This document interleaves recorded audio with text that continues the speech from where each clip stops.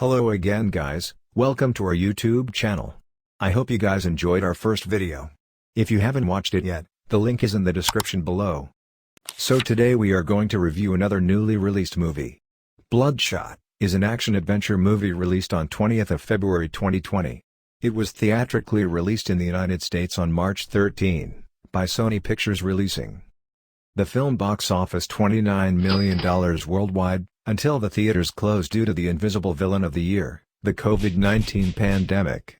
So the Sony jumped to their plan B, and made the film available digitally on demand less than 2 weeks after it was released theatrically. The movie based on the Valiant Comics character Bloodshot.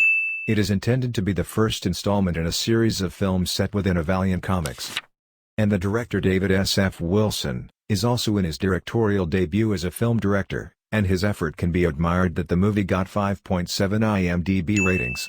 Screenplay is by Jeff Wadlow and Eric Heiser, and the story is by Wadlow. The star actor on this movie is Vin Diesel. Similar to the almost every other movie he acts, this movie is also about family and death of his wife.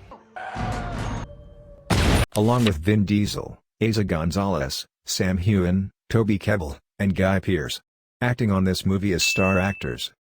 The plot is about an ex-Special Forces soldier, Ray Garrison, who gets shot and dies with his wife. Then he gets reanimated by the technology of the organization called RST Corporation. By the technology of the corporation, he gets tremendous amount of powers.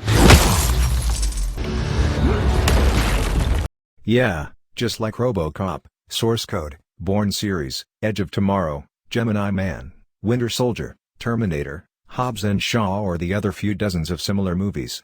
What an unique plot, isn't it? Then of course his wife has been killed in front of him, by an evil organization. And of course then he is going after the killer. But when he finishes his mission, then the plot changes a bit from the others. He gets a strange feeling that all are not what they seem. From the start, the soldier does not show any emotion. At least not from his Lego statued face. But after all, that is Vin Diesel 101. Bad acting seems to be a theme in the movie. The only higher than average acting is by Eiza Gonzalez, playing KT, and Guy Pearce, Dr. Emil Harding. The training, the alcohol, the nightmare. I know the script, Harding. The others were acting as much as the White House staff advisors advised Donald Trump. The movie was cliché of a movie. It was very predictable. Movie was trying so hard at making jokes which rarely worked. Bloodless violence was tiring. Seemed to have blown their whole budget on special effects, and did little to no work in screenplay, lighting, directing, or anything else. Sometimes shaky cams and too much cuts have been used in the action scenes, which makes the audience nauseous.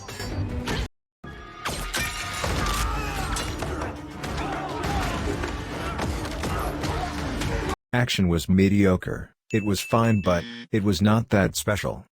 Vin Diesel seemed to have forgotten that he was not playing Dominic from Fast and Furious. It seems like the movie is interrupted sometimes, to bring us deleted scenes from Fast and Furious.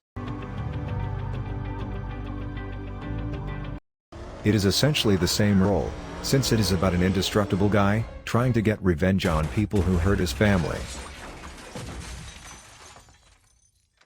Without watching the movie before, I knew KT is going to betray the good doctor. It is that obvious. Science fiction dialogues which mean literally nothing, have been used throughout the movie too much to separate the smarts from the dumb. They intuitively enhance your biology. Most notably, they react very quickly to catastrophic injury. Yeah. He's the first guy to figure out a stable bidirectional neural interface. He's so good, I use some of his open source code in this program. Movie tries to make us think video editing is badass. Coding scenes are very inaccurate. Contrary to popular belief, GUI are never used in hacking, coding, or anything related to that. That's what terminals are for. The movie was very hard to watch as an action-adventure, but as a comedy or a parody. It became boring midway through the movie. Script was a total mess. Writing was really bad. For a comic adaptation, much more work has to be put into the product. My suggestion is to skip this movie. But you can decide it for yourselves. So that's it for this movie. Hope you guys enjoyed it. And don't forget to subscribe. Stay safe and stay with us for more videos. Until then. Goodbye.